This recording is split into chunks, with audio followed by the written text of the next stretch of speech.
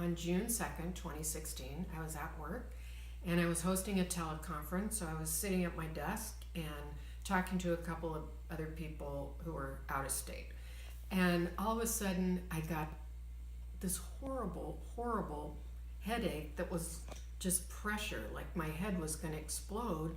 And then I couldn't see straight, and I excused myself from the teleconference and tried to send the materials off to one of the people that was on the phone, but I couldn't really see. And I thought, oh man, I don't feel good at all. I leaned back in my chair to just kind of rest for a minute, and couldn't also move very well. And after resting for a few minutes, I thought, I'm just going to pack up my stuff and go home and take a nap. And this is some weird thing. It'll go away. So I packed up all my stuff and I was heading out to my car, and I could walk and sort of see shapes and stuff. And when I got to my car, I thought, I've read if you ever get a sudden terrible headache, you should go get checked out. And it just so happens between where I worked at the time and where I live is a hospital. So I went there, went to the emergency room, said, I think something's wrong with me.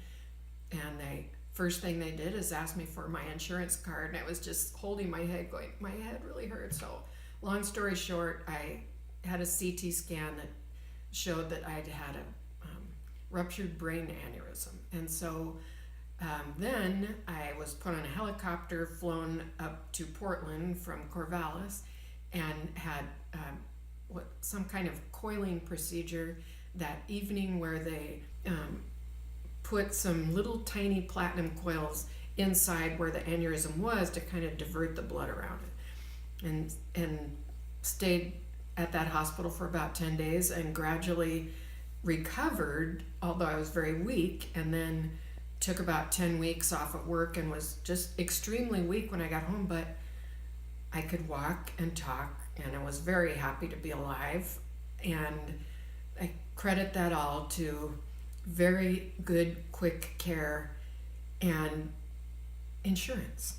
And the total of all the bills, everything, was $343,000. And I was shocked and sort of scared for a second until I realized what I had to pay out of that was in the neighborhood of $1,500, which is not nothing, but compared to $343,000, it's cheap. But then my next thought was, what happens to people if they, this is what they're facing? Because I had briefly contemplated just going home and taking a nap and hoping that this would resolve itself and I'd be fine. If I'd have done that, I would have died and without any treatment. So I thought, well, if you do nothing, you risk death.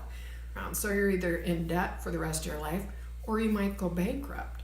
And I was like, let's see, you die, you're in debt, or you go bankrupt if you don't have insurance and something really bad happens to you. And I was so bothered by this, despite the fact that I was fine. But I just thought, I'm very fortunate, that we had insurance. That was in October of 2016. So a few weeks after that, right before the November general election, I got a little door hanger on my front door from a group called Mid-Valley Healthcare Advocates, who I'd never heard of before.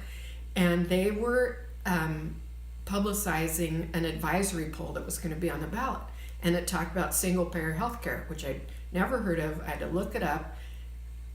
But then when I did, I thought, this is what we need, because it addressed what I had worried about for people that weren't, lucky like me to have good insurance and something big and terrible happens to them.